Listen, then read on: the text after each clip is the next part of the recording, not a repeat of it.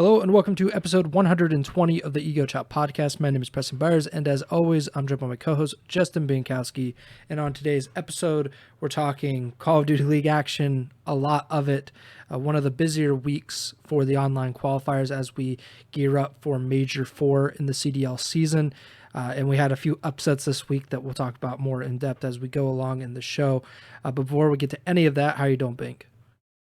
I'm doing all right.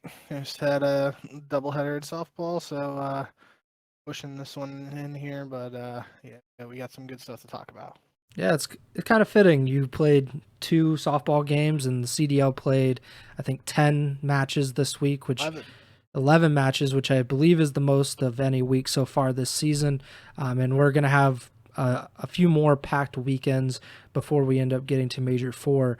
But let's start on Friday. So this past Friday on May 31st, we had 3 matches to start the Major 4 qualifiers. The first, Seattle versus Toronto. I think we had mentioned that this was kind of an interesting matchup, but I don't think either one of us were really expecting the result here. The Seattle Surge end up beating the Toronto Ultra 3-2, a reverse sweep. A pretty, I see that the notes say first CDL reverse sweep in 34 days. I'm not sure if that's a long time or not, but it does feel like it has been a minute, and for it to happen in this way with Toronto, who looked obviously very, very good at Major 3 before the grand finals, for them to come out and lose their opening online qualifier, that does seem to be a little bit notable. What did you think of the result? Yeah, obviously surprised.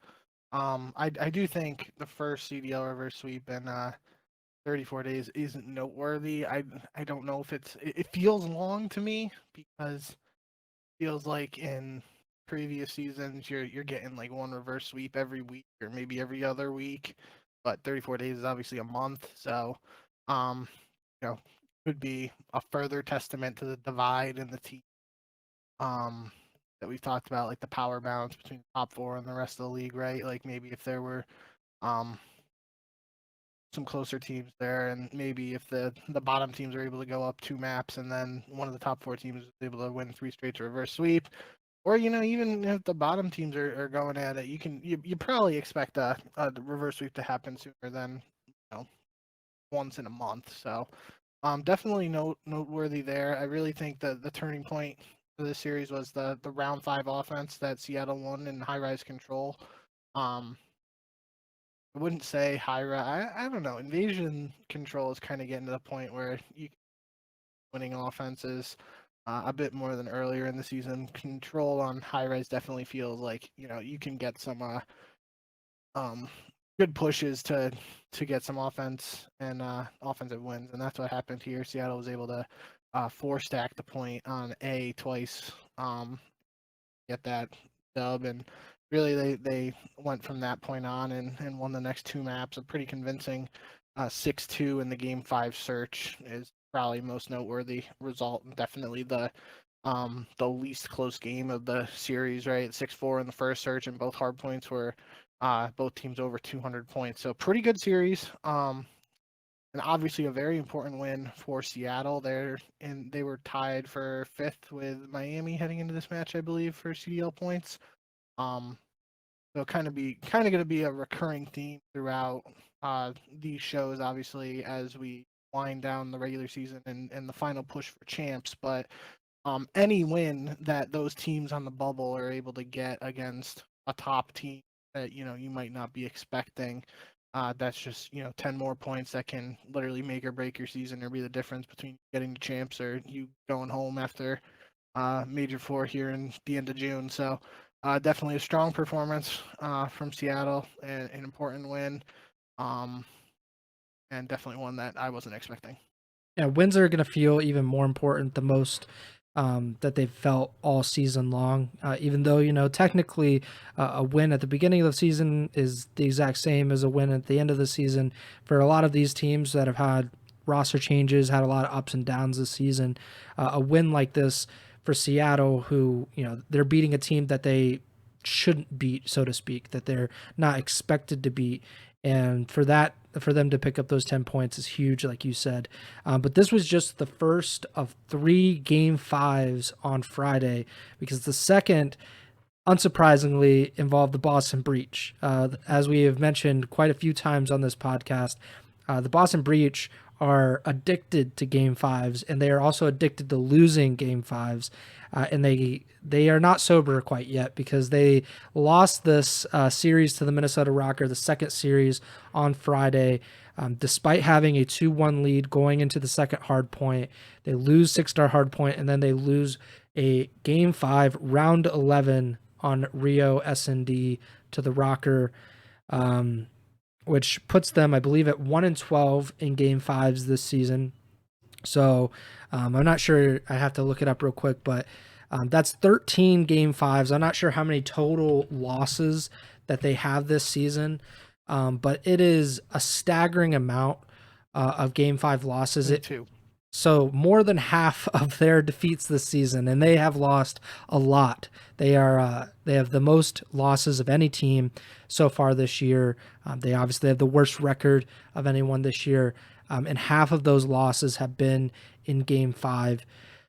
I'm kind of running out of things to say about Boston at this point, because this is multiple different rosters. We talked about it, how their Game 5 streak and the losing started when they still had Slasher, when they still had Asim. Obviously, they went in a different direction in a pretty controversial way, at least to certain people. And obviously, this was Major Maniac's debut with the team. And, granted, it's impossible to put all of that on Major Maniac, or even a little bit of that on Major Maniac, because this is not something that, if he came in and he just fixed the Boston Breach, then he's special. He's like beyond what they could have asked for. But what do you think about this, that they have now lost 12 Game 5s? They are 5-22 on the season. And, they're not technically eliminated from champs contention, but they would literally need every single thing the rest of the way to break their way to make it into champs. Yeah, I mean, this series really just was a whirlwind for me. Had me thinking a whole bunch of stuff. Obviously, Minnesota starts off the series with a hard point win, almost 100-point victory, 250-155. And Minnesota had pretty much struggled with the new roster and hard points. So I was like, okay, that's kind of weird, but it is Boston, so I didn't think too much of it. Then Boston wins a search, and we talked about last episode how the only map Minnesota won at Major 3 was Standy dropping 17 kills in an S&D. So, we've noted the Game 5 struggles for Boston and just S&D in general with the previous roster. Wasn't really expecting them to win an S&D here, but they take Game 2, and I'm just like, I have any idea. Then they take the control, and I'm like, oh my god, Boston might actually do this. But then Minnesota wins the second hard point, and I'm like, well, is that a sign of Minnesota just being better at hard point now? Is it a case of the opponent, which I guess probably the case, or is it a case of Boston not being as good at hard point as they might have been before without Major Maniac? Not sure.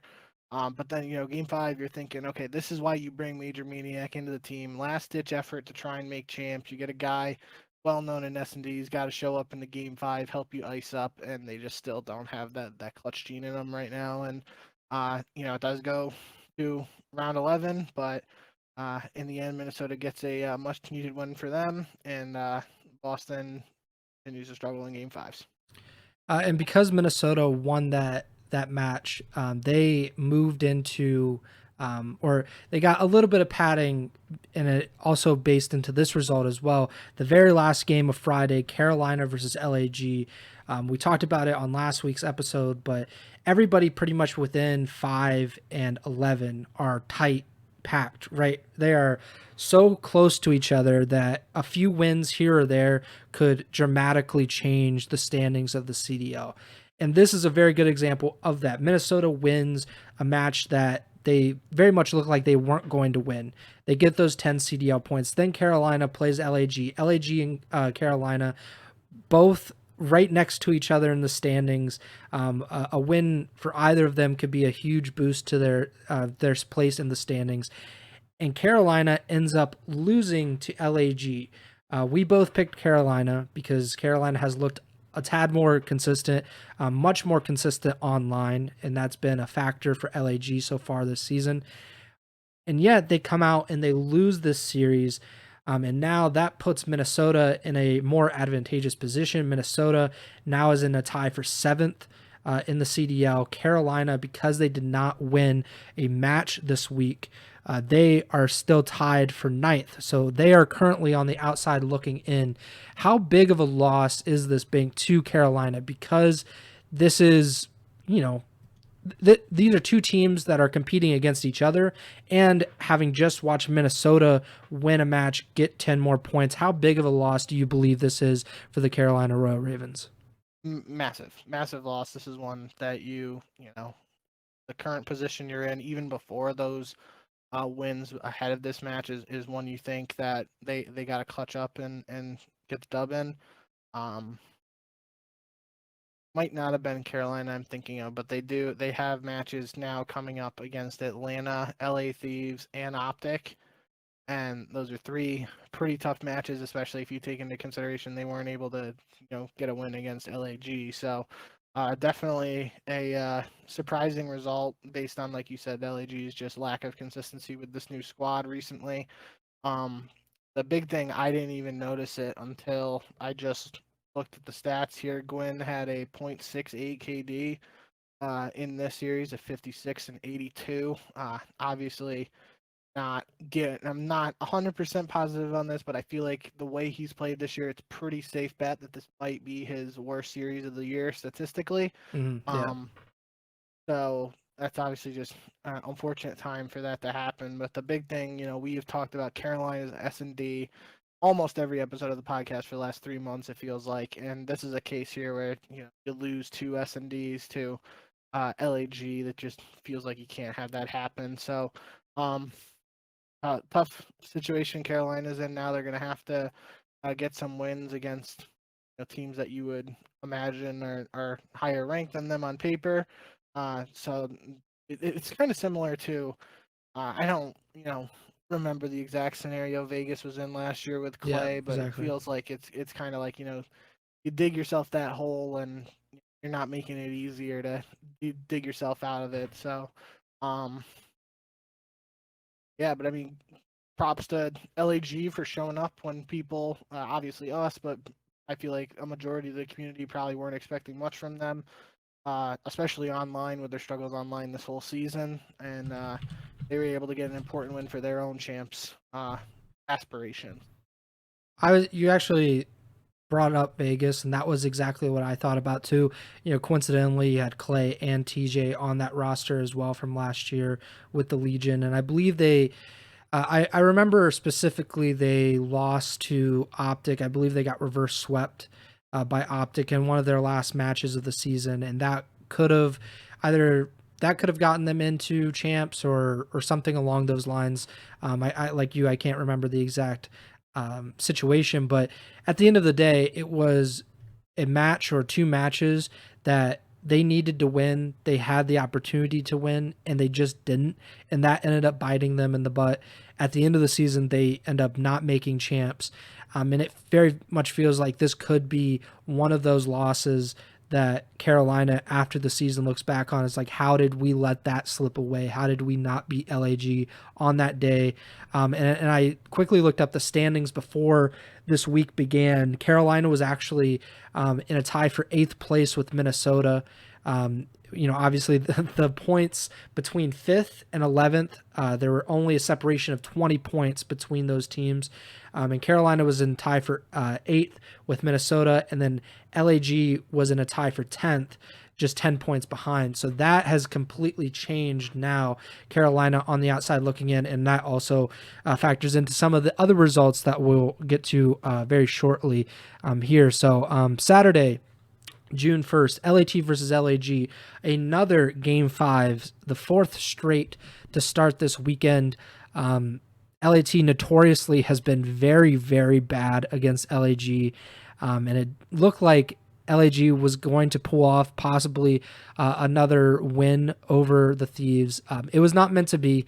LAT ends up winning this, which I believe is now their only third victory, so 3-8 all time against the Gorillas, who have been atrocious in their franchise history.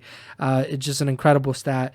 But LAT wins this 3-2, a much needed win for LAT to kind of get back into the swing of things after a pretty tough Major 3. And also they're fighting for 5th place, really trying to solidify their spot in the standings. How big a win is this for LAT? And I don't think it's a huge loss for LAG because I was expecting them to go 0-2 this week, so they had already picked up that win. But how big of a win do you think this is for LAT, just for kind of a boost of momentum? Yeah, I mean, I think that's probably the best way to put it. Is this is the match you probably expect LAT to win based on just how they've been playing heading into Major 3, despite the actual performance at Major 3. They've just probably been a better online team recently than LAG. So probably one you expect LAT to win, but definitely a bit closer than some people might have expected. But based on the way LAG played Carolina, maybe not. The map one was incredibly close. I feel like it was one LAG might have been able to close out. I'm having a hard time remembering, but I'm pretty sure they had a lead there heading into the Diner Hill on Karachi, and LAT were able to make a comeback. I might be up the map in my head, but it feels like there was a comeback there by LAT at the end of map one to close it out. So important one to set the tone there for the series. They win the search, go up 2-0. Looks like we have the potential for another reverse sweep after not having one for 34 days. Might have had one in back-to-back days with Gorillas taking maps 3 and 4, but 6-1 in the search. LAT wins both searches. S&D wins online qualifier matches / battles of LA. And 3-8 versus LAG online, or just 3-8 for LAT versus LAG in the CDL. Still one of my favorite stats probably of the CDL. It's just pretty ridiculous that for whatever reason LAT, a team that's won majors and champs, just hasn't been able to beat LAG. Notoriously have struggled outside of that one major with the Vulcan Vanguard. Yeah, it's like Ohio State like being unable to beat Purdue or something. It's one of those things that just doesn't make sense, but that's just how life is. But it's also a big win, and we'll talk about LAT's second match here shortly. But in terms of standings, it's a big win because Seattle had a very good week, and LAT, like we mentioned, is fighting for 5th. Seattle is fighting for 5th, and LAT really needed at least this win to kind of keep pace with Seattle, or they risk kind of falling into that 7, 8, 9 kind of jumble and potentially, having a really tough time the rest of the qualifiers. Next match, nothing really here. Vegas versus Toronto. We finally do not have a game 5. Toronto bounces back. They win 3-0 against the Legion. Close hard point for sure. But there's really, nobody was really expecting Vegas, who has had to this point, I should say, a very, very tough time over the past month or so. But Toronto finally gets back into the win column. Any thoughts on this match? No, I think we could tie it in with Vegas's second match later. But based on this result, what happens later in the weekend is a little more interesting. But yeah, like you said, outside of that map one, pretty strong performance out of Toronto to bounce back from that. Got a loss to start the week, and a case of top team playing one of the bottom teams, and top team takes the win. Same idea here on the next match. OpTic beats Miami 3-0. Purge, he had to step in. Yeah. He stepped in for Vickle for this match. I think he even said not necessarily the opponent or not necessarily the matchup that you would want to step in for. But I'm glad that he was able to play another CDL match. But yeah, very lopsided win for OpTic, who can to this point again, they continued to roll and had a lot of momentum on their side. Any thoughts on this one either? Yeah, no, makes sense. The defending major champs come out and take care of business against a team playing with a sub. Bigger thing for me here is just got to monitor the Vickle situation for Miami, whether he's going to be back this week or not, if they have to play another week with Purge. Obviously, we don't know too much about what's going on there, so we'll have to see what the deal is there. But strong first match at least from OpTic to follow up their Major 3 victory. Yeah, unfortunately, I hope that everything's going well with Vickle.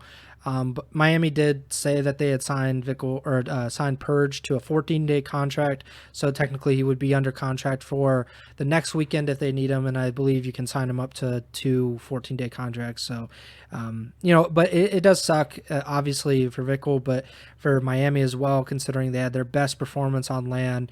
They come into the online qualifiers and they immediately start off not only playing against the hottest team in the CDL, but playing without their full lineup. That's just really bad luck, and it sucks for them.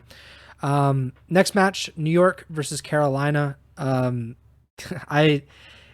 just seems to give New York a very, very hard time whenever they play, and this stuck here. Carolina ends up 6-0ing them on Rio S&D in Game 2. They go up 2-1 in the series and then get obliterated in hardpoint and lose Game 5 S&D to New York. Carolina and their S&D, always a point of concern or a point of discussion, at least on this podcast. In New York, getting back into the win column, Hydra had a ridiculous series. What did you think of Carolina going 0-2 this week? I mean, that took the words kind of right out of my mouth with Carolina and S&D. Really, after losing to S&D to LAG, I guess it only makes sense that Carolina 6-0s New York in Game 2, right? But in all seriousness, yeah, I mean, this was another case of, like you said, Carolina matching up and playing well against New York. Hydra had a 2 KD, 36 and 18 in map 1. Then you had the 6-0 in the search, and TJ drops 40 in map 3. And I was honestly thinking at that point, like, geez, are we really going to have another Carolina upset of New York? I think it would have been their second or third win over New York this year. But then New York just smokes some Game 4 hardpoint and clutches up in the S&D. If Carolina won 2 S&Ds against New York after losing 2 to LAG, I don't know what I said, to be honest. But that's where we are right now. And again, I didn't really look too closely at the stats when I was watching the series, but I'm looking at it again now. Gwen had a .79 in this match, 71 and 90. So another lackluster performance out of him, or a performance statistically that we haven't really come to expect from him so far in what I would consider to be statistically a strong rookie campaign out of him. So that's where my eyes are going to be. Obviously, my eyes have been on Carolina's search all year. But really, I know I laid out they got some tough matches coming up, but definitely want to see Gwen try to step it up statistically and get back to form, because we kind of, we talk about it over the years and even recently. You want to be playing your best COD at the end of the year, because those are the most important tournaments. And gonna have to see what we get out of Gwyn going forward. But yeah, Hydra with 111 kills. Hail Hydra. Yeah, it's gonna be really tough for Carolina. It's going to be tough for Carolina to beat any team consistently, just because I just don't think they have the level of talent as a team like New York, obviously, even though they give them a really hard time. But if Gwyn isn't playing up to his potential, that makes it 1,000 times more difficult for the Ravens to win these matches. And they, like you said, they need to be playing their best Call of Duty, or need to at least be playing better Call of Duty than some of the other teams that they're fighting against. I forget what the saying is. It's like, I don't need to be faster than the bear, I just need to be faster than you. And that's kind of what they need to do here. They need to be better than the LAGs. They need to be better than the Vegases. They don't necessarily need to be better than New York or OpTic or any of them. So it'll be interesting to see how Carolina responds in week 2 of the qualifiers after going 0-2 in the first week. And we move on to Sunday, June 2nd. Minnesota versus Seattle to start off the weekend, or start off the day, and Seattle finishes their week with a 2-0 set of qualifiers, which is shocking because Seattle has had a pretty up and down set of really up and down season. Yeah. And I believe they started off really well in the first set of qualifiers back with Illy, and then things obviously kind of went off the rails for a while there. But they pull off the sweep here. Not too close of a series, except the S&D, which went to round 11 on Rio, that Seattle ends up pulling off. Any thoughts on this as Seattle moves to 2-0 and places themselves in 5th place by themselves in the CDL standings? Yeah, I think kind of piggybacking off what I was just saying about Carolina really is end of the season here. You want to be playing your best Call of Duty.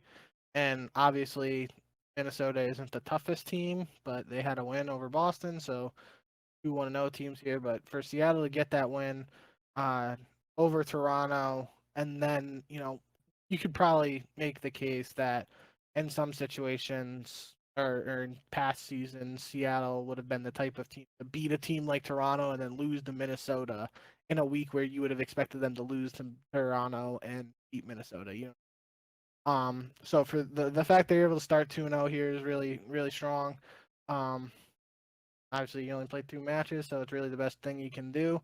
But yeah, I mean they're heating up at the right time. That's only good sign for Seattle, and not necessarily expecting them to turn into a title contender overnight, but maybe if they keep on performing well in these qualifiers, we might have to take a deeper look at what they're doing. So, I did think the game 2 search there was round 11, like you said, and it was literally I don't remember the exact timing on it, but Abuza kind of like slid to the bomb, and it was like 8.8 seconds or something like that, 9 seconds ish in that range.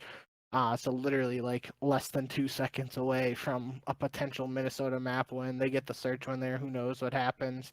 But yeah, end of the day, 2-0 week for Seattle is really solid. Probably unexpected by a lot of people, but gonna have to see where they take things from here. Yeah, so now they are standing alone in 5th place. They entered into this week in a tie for 5th place with Miami at 130 points. They get those 2 wins. They go to 150 points and now have a 5-point lead over the LA Thieves, who in this next match, they beat the Boston Breach to get their 2nd win of the week to keep pace with Seattle and move into a sole part of 6th place, or they actually were, but they created a little bit of a gap between themselves and Miami and Minnesota. So Boston 0-2, LAT 2-0. I'm just so gravitated toward Boston this season because these kinds of train wrecks are just they're very special. We talked a lot about the Paris Legion when they were really stinking it up, and they had the worst season in CDL history. I don't know off the top of my head what their record was. They definitely, the Paris Legion definitely have a worse map win-loss record than the Boston Breach. I can almost guarantee that. But it's pretty sad how Boston has done this season. But this was a great win for LAT. Which is the bigger story, because LAT definitely has been a surprise this year, like a pleasant surprise, whereas Boston's been kind of a disappointing surprise. But LAT now has a real shot at 5th place, and they've at times, especially online, have looked like a very competent team across multiple different iterations of this roster. Is that the bigger story than Boston just kind of falling apart week over week? To me personally, I feel like it might be a bit underrated, but I feel like some people have been mentioning him in spurts, and I could be what I'm seeing on the timeline and broadcast and what, but I feel like Dan Ghosty's had a sneaky good season despite some of the lackluster showings out of LAT as a team this year. I feel like statistically he played really well. And has kind of solidified himself as like that cornerstone piece that LAT might look to continue to build around, especially if they stick with this model of like, not spending a ton on massive superstars and all that. So, I think that's really what sticks out to me the most for LAT has a 1.54 in this series. Obviously, it's maps and it's against Boston, so you can take that for what you will. But um, yeah, I think it's probably a bigger story if probably have a lot more to talk about if Boston actually were able to pull off a win here. Then we're talking about what this means for Boston and even more importantly, like what the heck's going on with LAT. So LAT is able to take care of business here. Not much more to say, really. With Ghosty, I thought, and I think we talked about it before the season or whenever LAT announced their roster. I remember talking about how Ghosty was like, obviously he was incredible for OpTic. Like he was kind of transformative for a roster in limbo last season. Granted, the end of the season was anything but, good or satisfactory for OpTic or their fans, but they were kind of in disarray with everything that was going on around Scump's retirement, Dashy being benched, Ellie being benched, Rambo being fired or quitting or whatever, all of that stuff. And then Ghosty comes in, and it seemed like his presence, maybe that it was just kind of a few different factors, but it definitely seemed like him coming into the team, despite not being at pro level ever before, he kind of helped the team along to get to the point where they were one of the most competitive, and heading into that final major were one of the contenders to win that. So I thought it was weird that he didn't seem to have more interest from other teams in the offseason.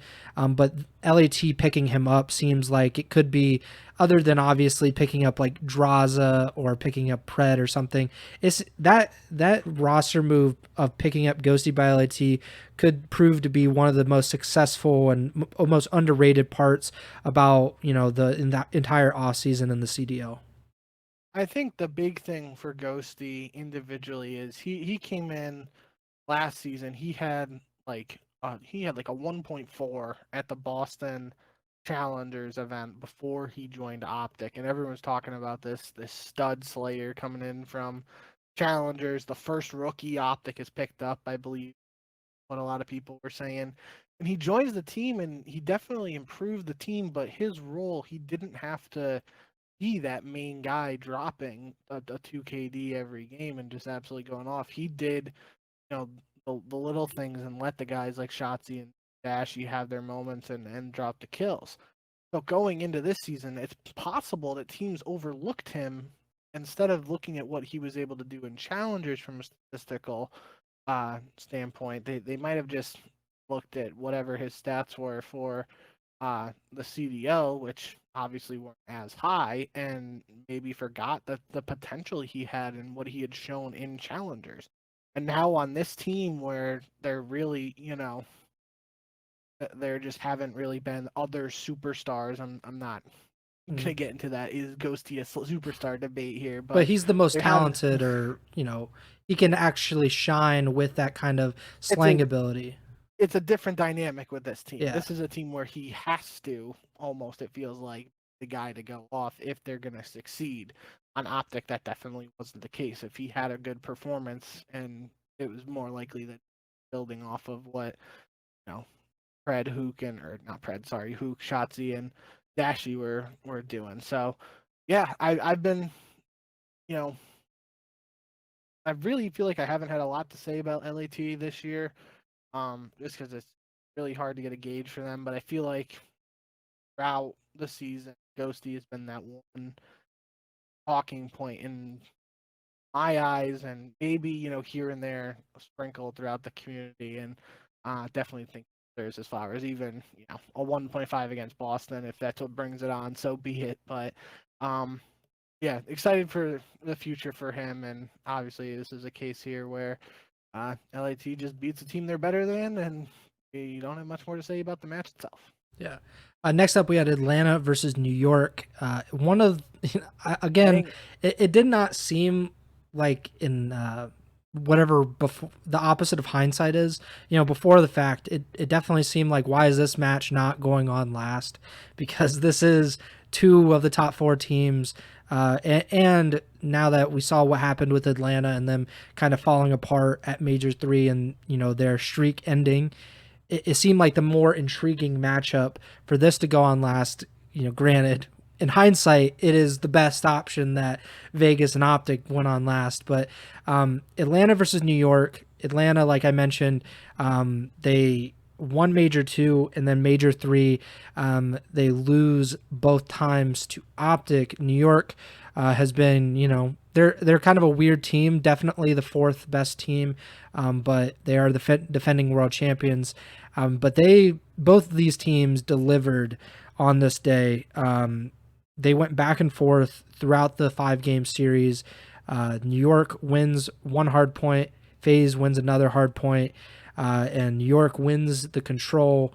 And the S&Ds go 6-5 in Game 2 and 6-4 in Game 5. FaZe, who we talked so much about their S&D at Major 3 and how that was really what cost them those matches, they come out and they win 2 S&Ds and 2 very close S&Ds with New York. So what do you make of this win for FaZe, and what do you make of this loss for New York coming out of week 1? Yeah, I think honestly, I'm not really sure what to make of FaZe's S&D, because it feels like you have to think about Carolina 6-0ing New York in S&D, right? And the fact that Atlanta wins 2 S&Ds, yes, that's a great sign that they might be improving. But is it also, that plus the 6-0 for Carolina over New York, is that more of a sign of New York struggling a little bit in search? Obviously, they were able to clutch up in the other Game 5 against Carolina, so it's not like they lost 4 searches. But still, that has me thinking, a little more probably than fully being ready to declare FaZe is back. The S&D gods, whatever you want to say. So that's probably the biggest takeaway for me from this series. I thought this was one of the better online qualifier series we've had in a while that I can remember, at least.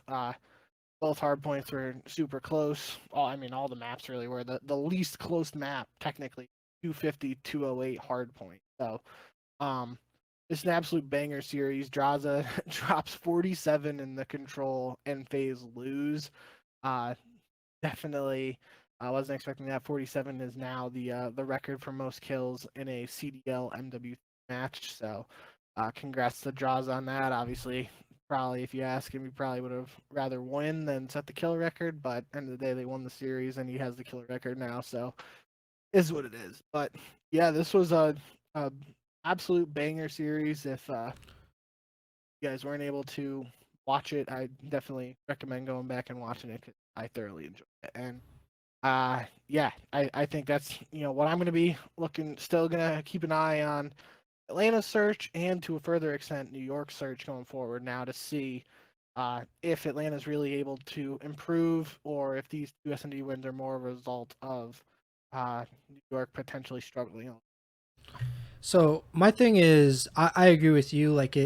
We probably can't overreact to FaZe winning these S&Ds simply because it's New York, and that's not like a dig at them, but FaZe has not really struggled in search against the Subliners, at least recently. I just looked through some of the past results.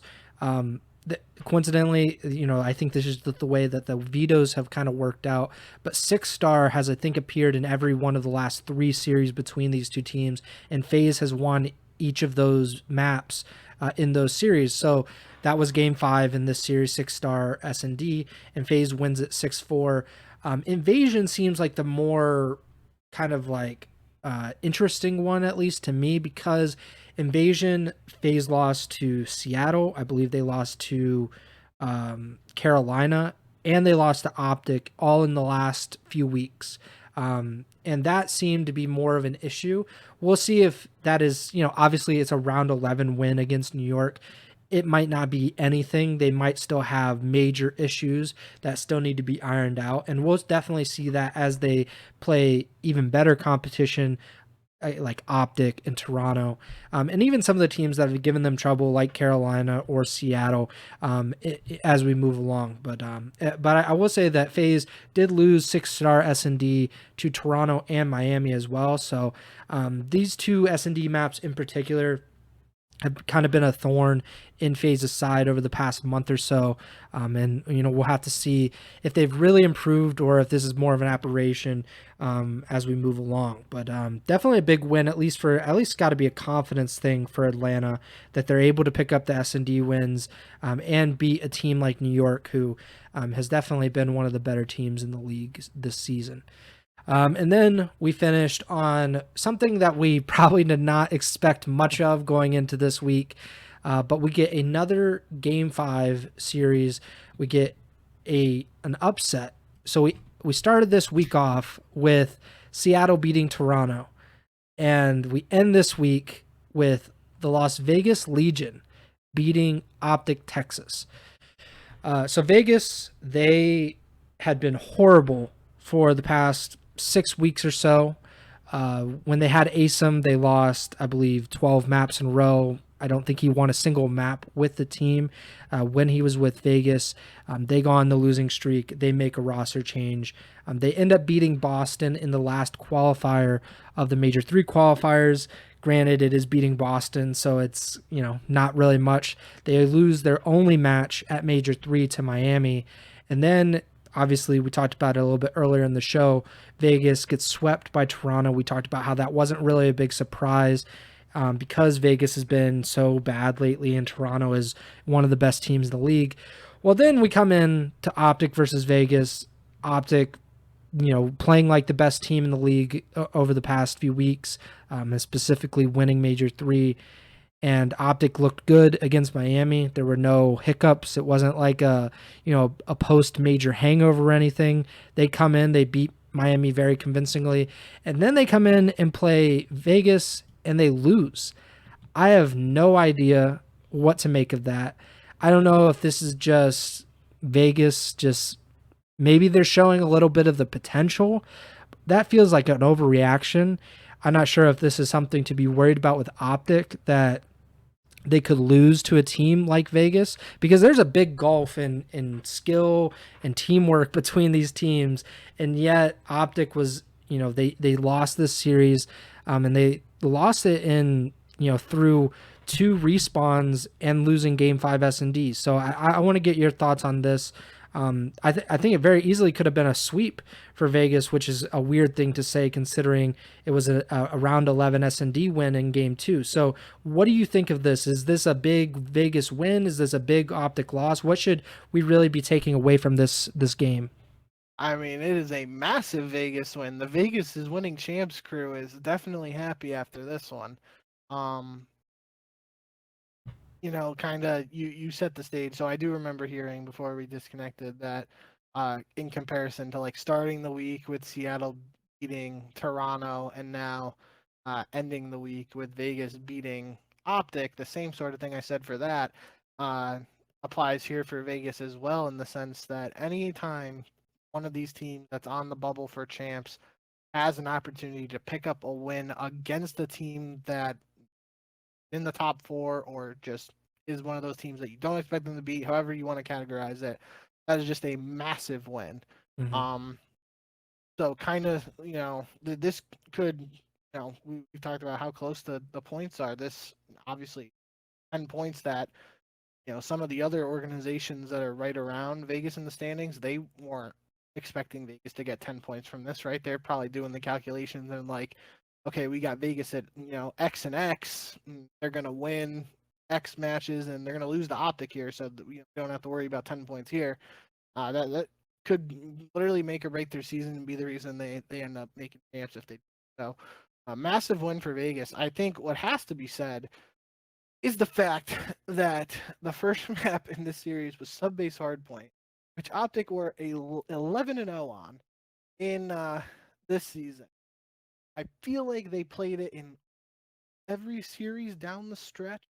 Maybe there might have been one in there that I can't remember them playing in.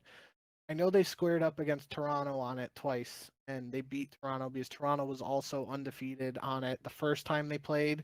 So this is a map that not only OpTic have been 11-0 undefeated on, they have wins against some of the best teams. It's not like they're 11-0 on Subbase Hardpoint just farming some of the bottom teams, right? So this is just one. OpTic gets this in the veto system, and they are probably licking their chops, expecting to go to 12-0 and get another dub here on this. And then Vegas comes out and not only wins, but wins by over 100 points. So that was one right off the bat that threw me for a loop. Then it goes to a 6-5 in the search, and okay, OpTic's can respond here. We get another round 5 in the control. I believe.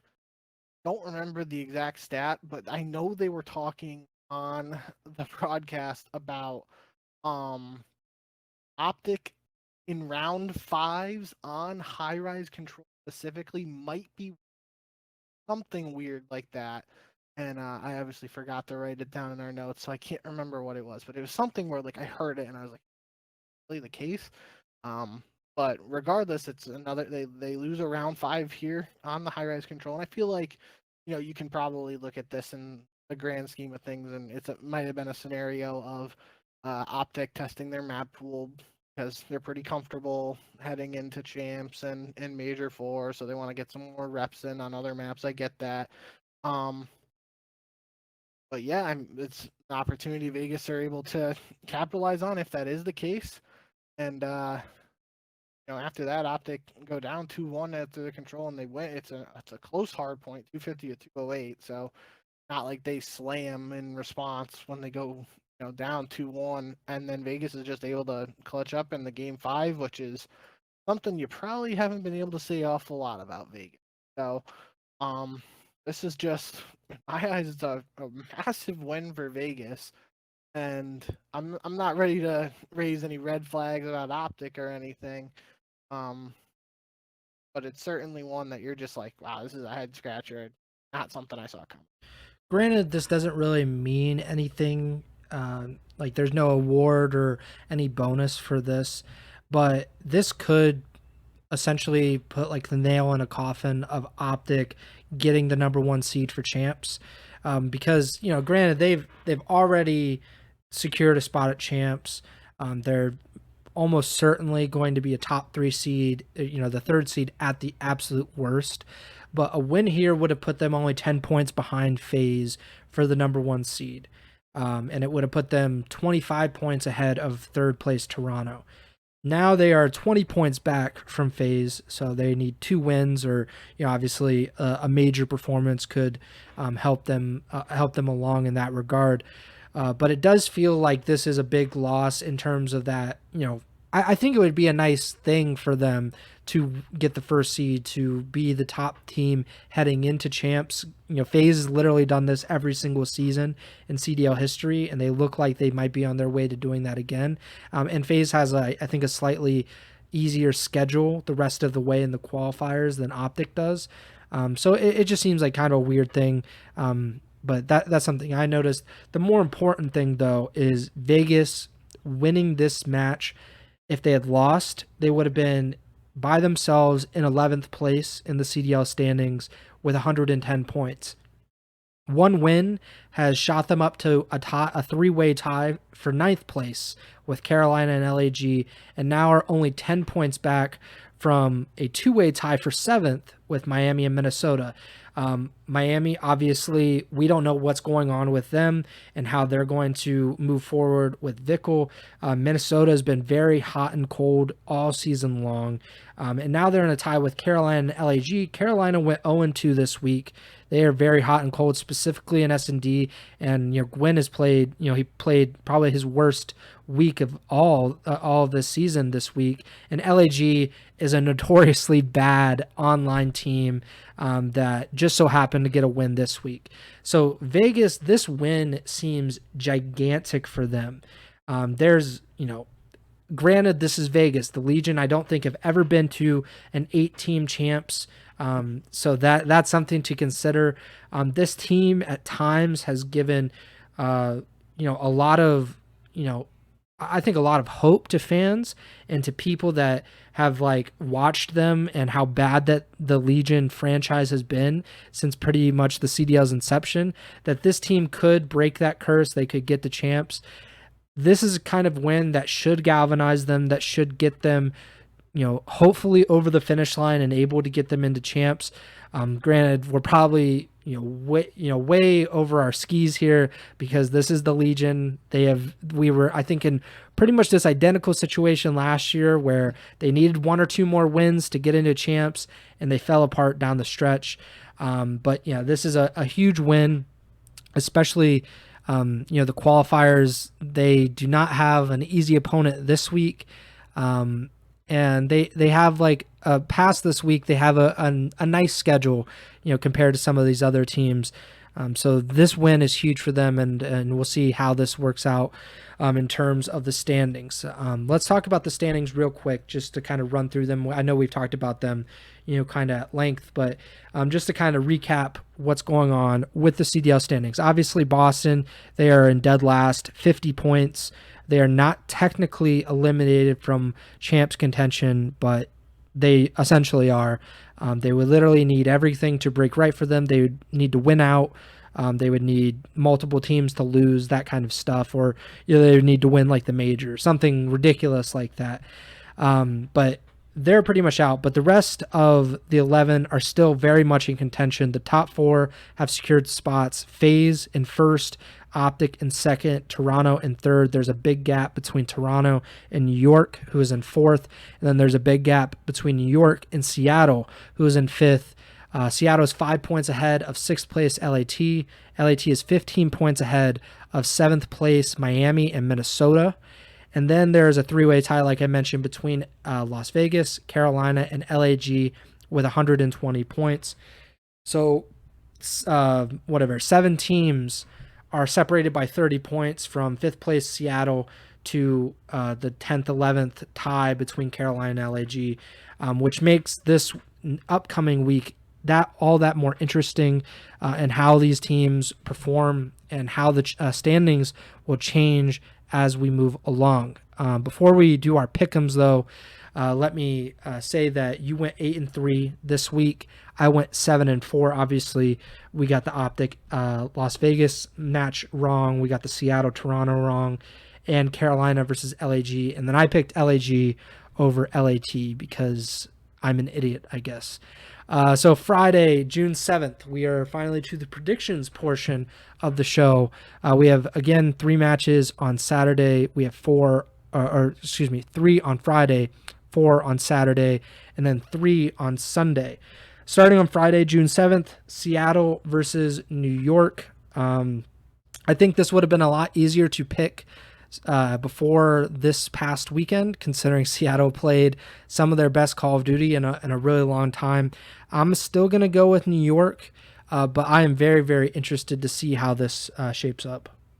That's where my head is at, too. I'm going to go with New York, but this is definitely one that probably has the potential to be a little closer than we might have thought even just a week ago. So gonna be excited to see how this one turns out, but I'll pick New York. Minnesota versus Miami. We do not know the status of Vickle and who's going to be playing for the Miami Heretics. For that reason, I will go with the Minnesota Rocker, but even if it's Purge and he comes in, I am not 100% that Minnesota can beat them even with that. So, but I'll go with Minnesota.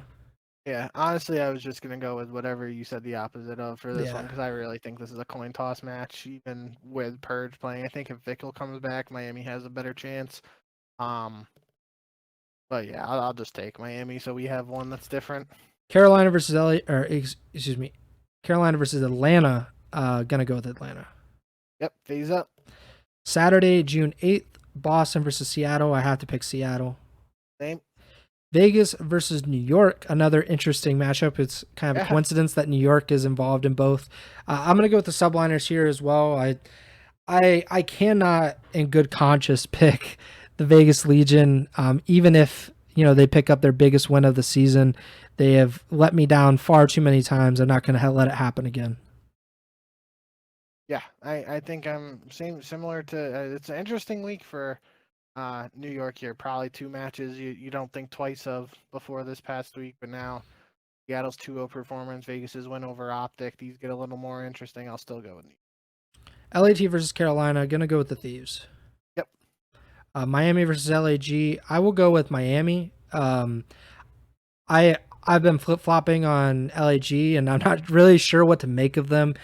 So I'm going to go with the Heretics. Hopefully that's a coin flip that I can win. Yeah, I'll go with LAG. So you have another one that's different. Not really confident in that, but I think either. Both Miami matches are kind of a coin flip. Sunday, June 9th, Atlanta versus LAG. I will not be picking LAG in this one. Yeah, I'll go with Atlanta. Toronto versus Miami, again, going to go with the Ultra. Toronto. And OpTic versus Minnesota, a weird match to end the week. I'm going to go with OpTic. I do not think that it will play a factor, them losing to Vegas, but that would be something. We would have a lot to talk about on the next pod. We certainly would, and it's not I can't remember how many times Minnesota's played OpTic this year, but we all know historically accuracy in a Minnesota uniform against OpTic has made some miracles happen before. So I'm not banking on it happening again here, but definitely worth. Yeah, so I think it'll be an interesting week. I mean, obviously, we have a lot of qualifiers over the next few weeks, and the standings have that's what my favorite thing is about the end of the season is that these online qualifiers that feel almost useless for 85% of the season, that they actually start to feel like meaningful games over the past month or so of the season. Pretty much, I think it starts to play a little bit of factor in the second to last major. So, a few weeks ago at Major 3, you start to get a sense of how important, a win here or there could be for certain teams. But obviously, these qualifiers are make or break for a lot of these teams now, especially because they're probably not going to win more than one match at the major, most of them. So this is a big chance for points in the CDL standings, and I think that makes it very, very interesting. I don't know if you saw this, but I just wanted to get your quick thoughts. We don't need to really belabor on or anything, but Haggy, he had tweeted Parasite. He tweeted a few days ago. He said, "This is the worst the league's ever been in terms of skill. People don't play the game more than they need to anymore. No eights, bad roster comps, no grinders." And then, Kenny replied to this, said, "This year nobody plays for the win more than any other year. I don't know what it is about this game, but most teams don't play to win. So even if they did play, I don't know if they'd learn." And Slasher, he replied to this. I mean, quite a few people replied to it, but I don't know if you have any thoughts on that. I just thought it was an interesting thing to tweet out. I think this might have been after Boston's match, maybe. No, this was on June 2nd. So yeah, I think it actually would have been after Boston losing to LAT, which fits because that's been kind of like the criticism of Boston or Snoopy in particular. So I don't know if you had any thoughts on that kind of topic about is this the worst that the league has been in terms of skill? No, I thought when you mentioned a Parasite tweet, I'm pretty sure Breaking Point would have been the one that tweeted it. So the one I thought you were going to mention was that Parasite mentioned that there was a potential for Minnesota roster to be Slasher, Dylan Rex, Linz, and Vivid after Major 2. Mm. So that's the one I saw. I don't know how much that really changes things for Minnesota. Obviously, I think very highly of Slasher, and I think he's better in AR than accuracy. So I think the potential would have been there, and obviously I think highly of Vivid despite his lack of results in recent years, and the number of teams been on just kind of has to speak to volumes to the potential that's there that just hasn't really been fully realized yet, I feel like. But no, I didn't see this other one, but I do, on a very surface level, I feel like especially in comparison to previous years, that definitely nothing close to 28's going on at 2-3 in the morning, and now we just don't see that really. And it's we talked about potentially like money aspect being an issue for the league and the CDL and Activision, whatever. But yeah, and I think another contributing factor to that is this is, people treat this as a job now, where in the past it was the job of people, but it was also a passion and you had to grind all those hours because your prize winnings at the tournaments were basically your livelihood. If you weren't putting in that extra time and the extra push, shout out Aches, you weren't winning the tournaments or getting the placings to make enough money to continue to compete. Now with these salaries, it's even, a $50,000 minimum salary. You tell that to some of the pros who didn't make it that long and, a decade ago, they would definitely sign up for that salary. And so I feel like that's, people treating it more of a job, an 8-hour workday as opposed to grinding all hours of the day, trying to get better. I don't really know what the solution is for that, or if there's going to be tangible change, but it's definitely a conversation we can talk about more during the off season. Yeah, I like that point that it's become a job to people, and it in the past, like you said, it was how much you made was tied to how much you played, and not only how much you practiced, but how many tournaments you were in, whether it was online tournaments, S&D tournaments, GBs, wagers, all that kind of stuff, money eights. Whereas like now it's like the CDL has done, or Activision has achieved what it wanted to do, which was stifle the other competition, or what they deemed competition. Like they didn't want people to be playing eights or money eights because of gambling or whatever. So whatever you have, or potentially, or just the idea that you can watch like CDL level talent playing against each other in a non-CDL affiliated setup. I think that was probably also a factor. But obviously now it's guys just get on for their practices, which are not streamed. Really nobody gets to see that outside of that little group. And then they come into matches, and that's pretty much it. And that obviously hurts the scene as a whole. I don't know necessarily if I agree that it's like the worst the league has been in terms of skill. I think maybe the worst the league has been in terms of like in-game intelligence, maybe, because maybe they're not. I don't know. I think a part of it is the game is a lot faster, so it's less about, like when the game is slower, it lends itself to the more methodical, more intelligent players generally. Whereas now it's faster, so it's kind of skewing a little bit the other way. I think is an argument that could be made. I just don't know. Like we don't really get to see how much people practice or how they're practicing nearly as much as we used to, because teams used to stream their scrims and wagers and GBs and eights and all of that, and we don't really get to see that if they are being played. I'm sure they aren't being played nearly as much, but they're even when they are, we might not be able to get to see that. So that kind of plays a factor in all of that. But yeah, I think it's an interesting conversation. I think obviously Parasite would have better knowledge of like the inner workings of teams and players and how they kind of react to or how they treat the game. But part of that is the guarantee, like you said. Guys didn't have guarantees back then, so they played more than probably was even healthy for them, and a lot of them probably burn out really quickly because of that. But that's every sport ever, like that's the conversation in basketball. Guys don't play 82 games anymore in the NBA, and people say that's because, well, they're guaranteed, $150, $200 million. They could play 65 games and, get the same amount of money that they would for 82. So that, they're not as hard workers or whatever. That's the argument there. I think that's probably the argument in the CDL as well. If like you're getting paid to play CDL matches, you're not getting paid to play money eights, and that's probably the argument. But it's weird, and I'm sure in the off season we will have more time to discuss that more at length, and hopefully we'll get to see more of that, the money eights, and I'm sure people will go back and start playing Ghosts or whatever, and then I will tune out for the rest of the summer because I cannot stand when everybody goes back and plays that horrible game. So, but yeah, that about does it for this week.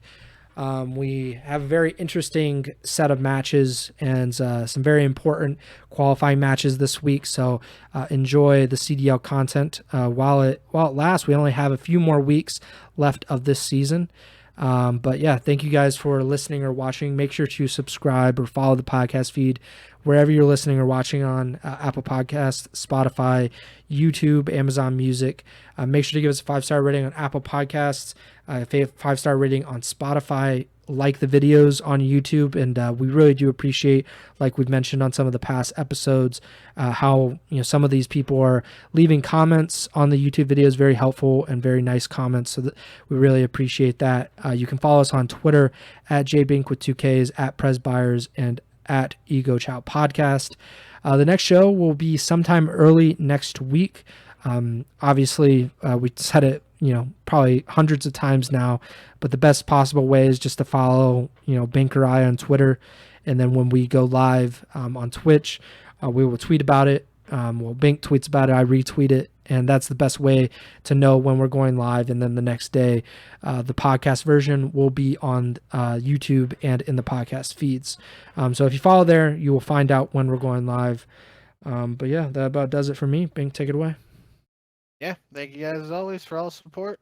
Really appreciate it. Like you said, we're winding down here.